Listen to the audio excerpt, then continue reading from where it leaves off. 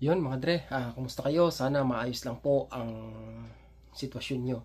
Biglaan tong balita para sa mga kababayan natin mga Dre, no, na kumbaga nandito sa Canada bilang visitor at nagbabakasakali na makapag-apply o makahanap ng employer dito mismo sa loob ng Canada. Kasi kung matatandaan nyo po, noong 2020, kumbaga naglabas ng pansamantalang policy yung Canada na kung saan pinapayagan na po nila na yung mga visitor visa na mag-apply po ng work permit habang nandito sila sa loob ng Canada. Hindi na po nila kailangan lumabas pa ng Canada para lang maproseso yung kanilang work permit o makapag-apply sila ng work permit.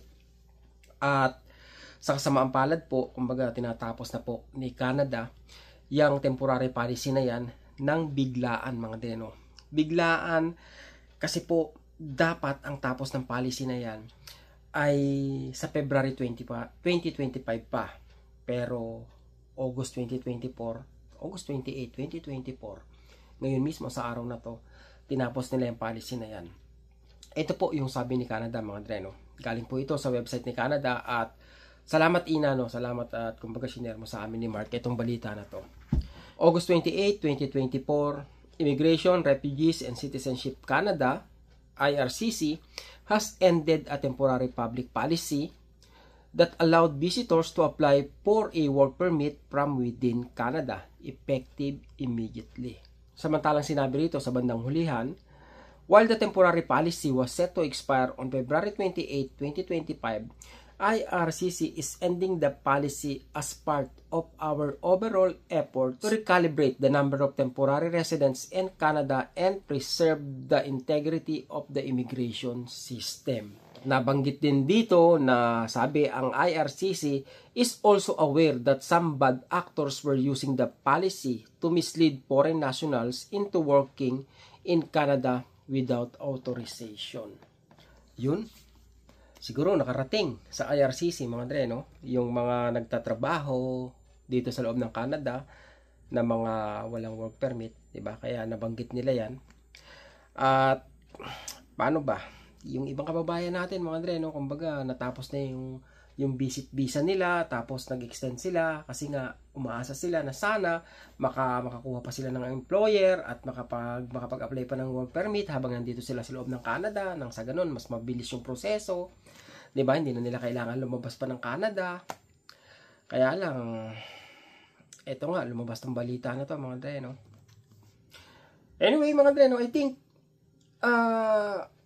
pwede pa rin naman na maghanap kayo ng employer dito, tapos uwi kayo ng Pilipinas, 'di ba? Tapos tsaka kayo mag-a-apply ng work permit. Maproseso, medyo mas matagal siguro. Pero I think okay na rin 'yon kaysa sa wala mga Dre, no? At sa nangyayaring kaguluhan talaga dito sa Canada ngayon, madadagdagan pa to mga Dre, no? Masusundan pa to, sunod-sunod yung nangyayaring pagbabago, napakabilis nilang umaksyon ngayon. Kaya umasa kayo mga Dre, no, na sa mga susunod na araw may mga pagbabago pa na magaganap na kumbaga susuporta sa bawat hakbang na ginagawa nilang paghihigpit dito sa loob ng Canada. At yun nga, para mabawasan talaga mga Dre, no, kung hindi man matigil, mabawasan yung mga papasok dito na non-immigrant. Nagsimula sila sa mga estudyante, 'di ba? Nung tawag rito, nung tinaasan nila yung pocket money o yung show money. Tapos hindi na pwedeng basta-basta magsama ng pamilya, 'di ba? Unless na yung kurso mo is masteral or doctorate ba 'yon. Tapos ngayon, ang sinunod naman nila, itong mga temporary foreign workers, hindi lang sila basta hindi magpuproseso ng mga LAMIA, ng mga nasa low wage stream, kung hindi binawasan na rin nila yung duration ng kontrata. Kung dati 2 years, ngayon gagawin na lang nilang 1 year. Pagkatapos 10% na lang ng workforce ng isang pagawaan o ng isang kumpanya ang pwede nilang i-hire na TFW. So hindi natin alam mga Dre, no, kung ano pa yung susunod na hakbang nila para mas mapatibay o mas mapaigting yung ginagawa nilang paghihigpit dito sa loob ng Canada, 'di ba? Para masala nilang maigi yung mga papasok rito. Siguro hindi matatapos yan mga Dre, no, hanggat hindi pa natatapos yung eleksyon. Hindi ko alam kung paano kayo maapektuhan nito mga Dre, no, pero ganun pa man, sana huwag kayong mawalan ng loob, di ba? Pansamantala lang naman to mga Andre, no?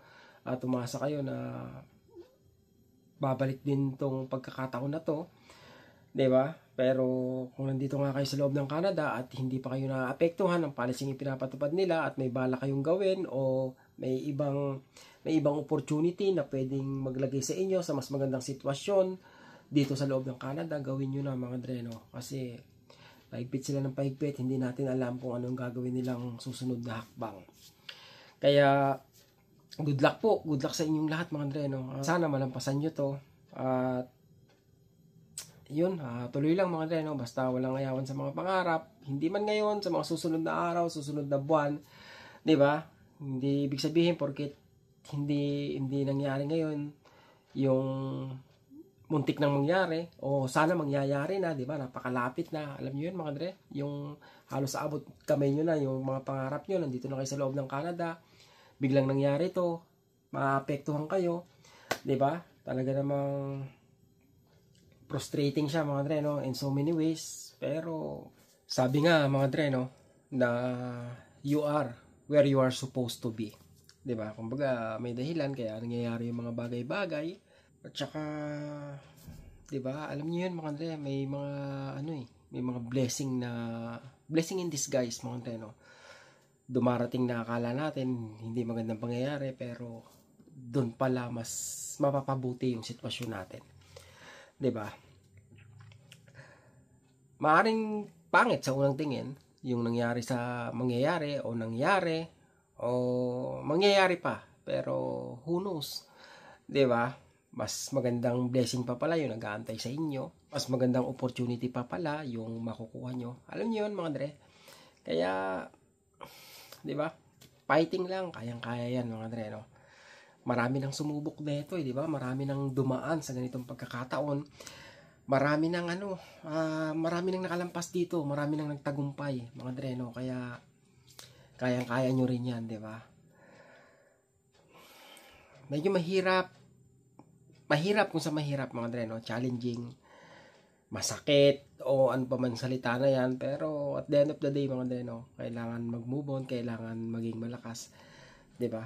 Okay lang malungkot kayo, okay lang ma-frustrate kayo, huwag lang kayong aayaw, huwag lang kayo sasuko, yung pinaka-importante doon mga Andre, no? Kaya good luck po sa ating lahat at sana po pagdating sa finals, 'di ba? O huwag naman dumating sa finals, 'di ba? Bago dumating sa finals, sana magkita-kita pa rin tayo, 'di ba? Hanggang sa uli mga Andre, no? Hanggang doon sa mga pangarap natin, pag nakuha na natin is 'di ba? Kumbaga mas ma-appreciate natin ng mas maganda. Kasi nga sa hirap o yung mga challenges na dinaanan natin at nalampasan natin, mas mahirap, mas challenging yung daan na dinaanan natin, mas rewarding yung makukuha natin tagumpay. Keep safe mga Andre, no? At good luck ulit. Yakang-yaka yan, di ba?